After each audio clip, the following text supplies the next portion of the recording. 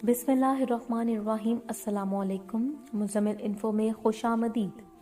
جن دنوں حبیب فیکٹری میں ملازمت کرتے تھے تو قریب ہی ہم کو ایک چھوٹا سا مکان بھی ملا ہوا تھا، جس کے 2 کمرے، ایک برآمدہ اور 4 دیواری کے ساتھ نلکا لگا ہوا تھا۔ ہمارے 6 بچے تھے جو اس مکان میں سماتے نہیں تھے، مگر اس مہنگائی کے دور میں یہ چھوٹا سا سر چھپانے کا ٹھکانہ کسی نعمت سے کم نہ تھا۔ میرے شوہر ایک محنتی اور ایماندار انسان تھے۔ فیکٹری کے مالک، ملازم اور مزدور اس وجہ سے ان کی عزت کرتے تھے۔ جھگڑے کہاں نہیں ہوتے۔ ایک بار فیکٹری کے مزدور بھی آپس میں کسی بات پر جھگڑ پڑے۔ اس جھگڑے میں ایک مزدور کو شدید ضرب لگی اور وہ بیچارہ جاں بحق ہو گیا۔ دراصل مقتول لیڈر قسم کا آدمی تھا جو مالک کی نظر میں کھٹکتا تھا۔ بہرحال یہ تو اتفاق تھا کہ میرے شوہر وقوع کی وجہ سے وہاں موجود تھے۔ انہوں نے سب واقعہ اپنی آنکھوں سے دیکھا تھا۔ قصور انہی لوگوں کا تھا جنہوں نے بلا وجہ جھگڑا کیا تھا اور بات کا بتنگڑ بنایا تھا، اور جب مقتول نے بات ختم کرانا چاہی تو اس فسادی گروپ کے ایک فرد نے سریے کا وار کر کے اسے شدید زخمی کر دیا۔ سریا اس کی پسلیاں توڑتا دل میں اتر گیا اور وہ بیچارہ وہیں پر ختم ہو گیا۔ معاملہ پولیس تک پہنچا۔ میرے شوہر چونکہ اتفاقاً وہاں گئے ہوئے تھے، وہ جھگڑے میں نہ تو فریق تھے اور نہ شامل تھے، لیکن عینی شاہد تھے۔ لہٰذا چند مزدوروں نے ان کا نام لیا کہ دیانتدار آدمی ہے، سو اسی کو گواہی معتبر ہے۔ اب انصاف کا تمام تر دار و مدار حبیب کی گواہی پر منحصر تھا۔ جو مزدور مقتول ہو، اس کی ماں بہت بوڑھی تھی۔ وہ ہمارے گھر آ کر فریاد کرنا ہوئی کہ حبیب بیٹے تم گواہی دو کہ ہمیں انصاف ملے، باقی گواہ تو قابل بھروسہ نہیں ہے۔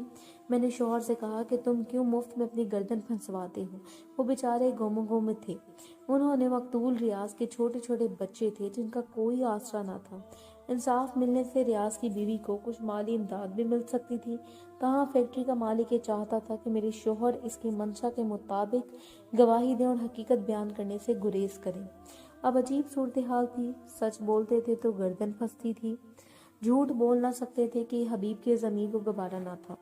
جب حبیب پر دباؤ پڑا اور فیکٹری کے مالک نے کہا کہ میں ریاض مقتول کی بیوہ کو مالی مدد کے طور پر 50,000 روپے دے دیتا ہوں، تم اس کی بیوہ سے صلح کروا دو تو کچھ رقم تم کو بھی دے دیتا ہوں، مگر جھگڑے کا مسئلہ اس طرح بیان کرو کہ ریاض خود جھگڑے میں پڑا اور اس کو سریا اتفاق سے لگ گیا، کسی نے اس کو مارا نہیں۔ حالانکہ یہ بات غلط تھی، پھر بھی حبیب نے ریاض کی بیوہ اور ماں سے بات کی تو انہوں نے صلح راضی نامے سے انکار کر دیا۔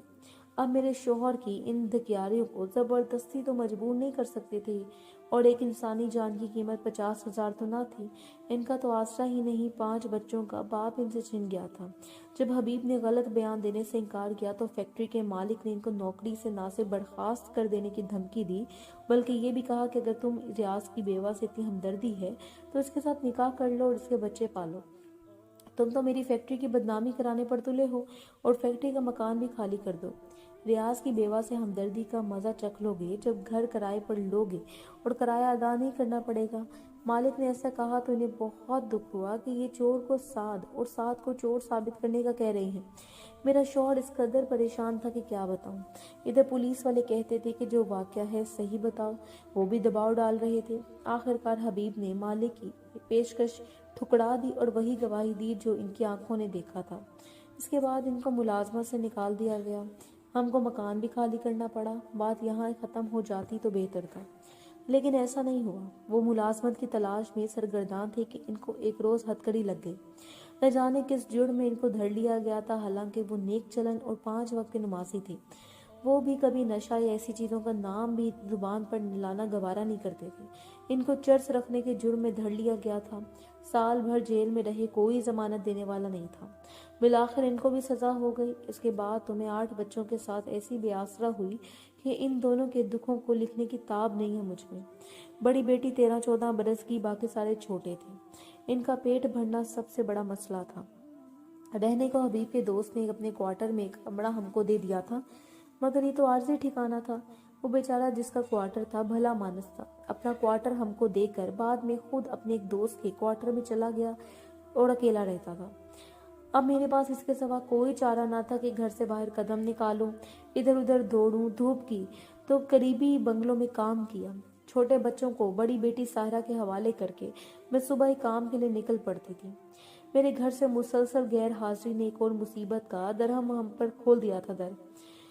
باپ اور ماں کی غیر موجودگی میں بچوں کا بھٹک جانا बाइज़ा इम्कान की बात तो ना थी।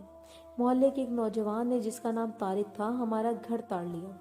मेरे बच्चों के लिए बिस्किट टॉफियाँ लाता। वो अपने दरवाजे पर खेल रहे होते, इनसे बातें करता और बिस्किट टॉफियाँ देता।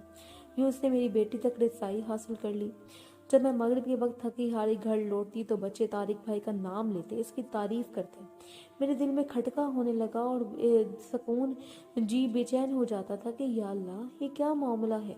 अब छोटे बच्चे ही नहीं, साहिरा भी तारिक की तारीफ करने लगी तो मैं चौंकी। बच्ची की निगरानी कर सकती थी और ना साथ ले जा सकती थी, नौकरी भी नहीं छोड़ सकती थी।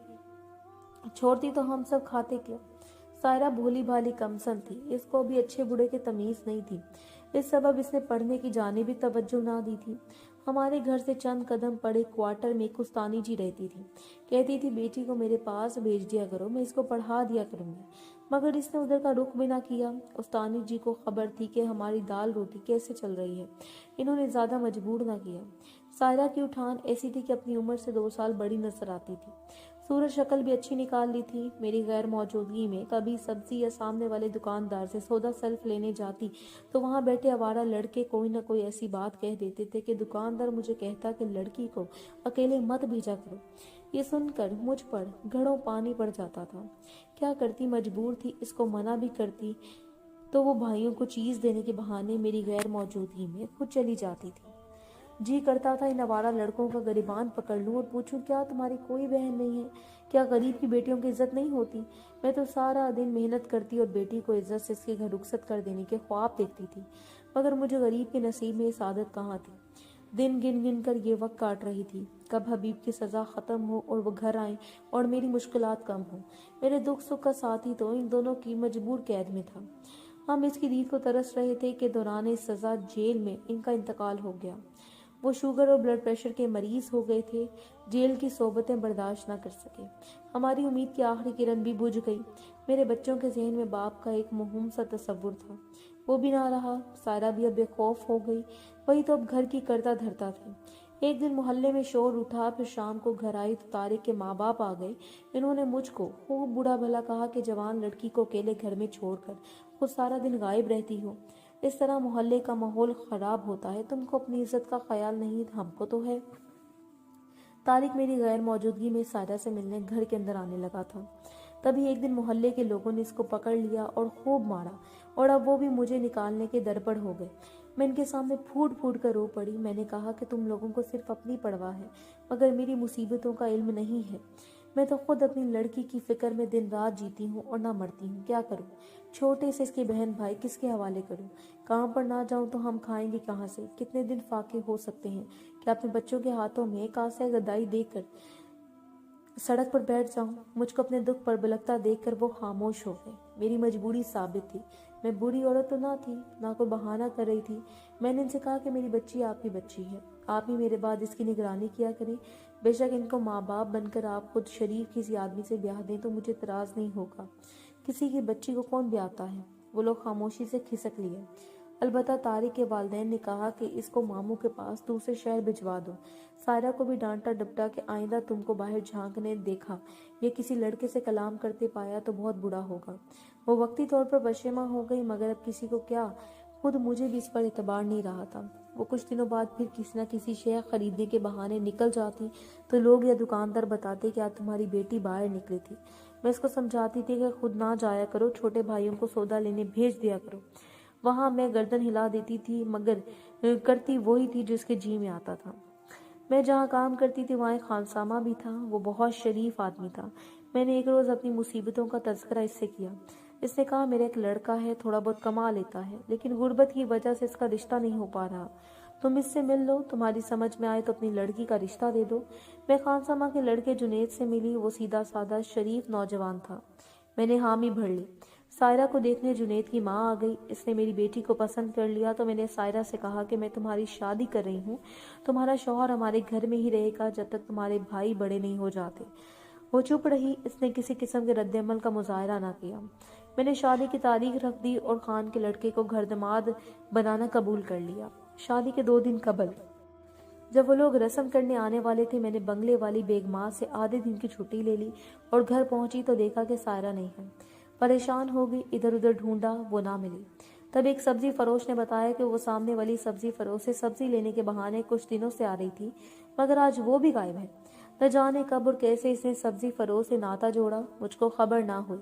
بس اتنا جانتی ہوں کہ غربت کے دیو نے میری بیٹی کو مجھ سے جھپٹ لیا۔ اب لوگوں نے خوب باتیں بنائی کہ بیٹی تو خود آزاد چھوڑا اور اب گلی گلی ڈھونڈتی ہے۔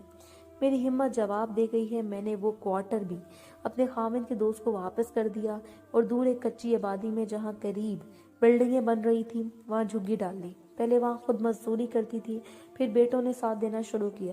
غرض عذابوں سے بالآخر وقت گزر گیا۔ لڑکے بڑے ہو گئے، آج وہ کماتے ہیں۔ سر چھپانے کا چھوٹا سا ٹھکانہ بھی میسر ہے، مگر وہ داغ جو سائرہ سے لگا وہ مٹ نہیں سکا۔ یہ زخم زدار رہنے والا ہے۔ میرے خاوند نے سچ بولا اور سزا بھگتی۔ یہ بھی سچ ہے کہ سچ قربانی مانگتا ہے۔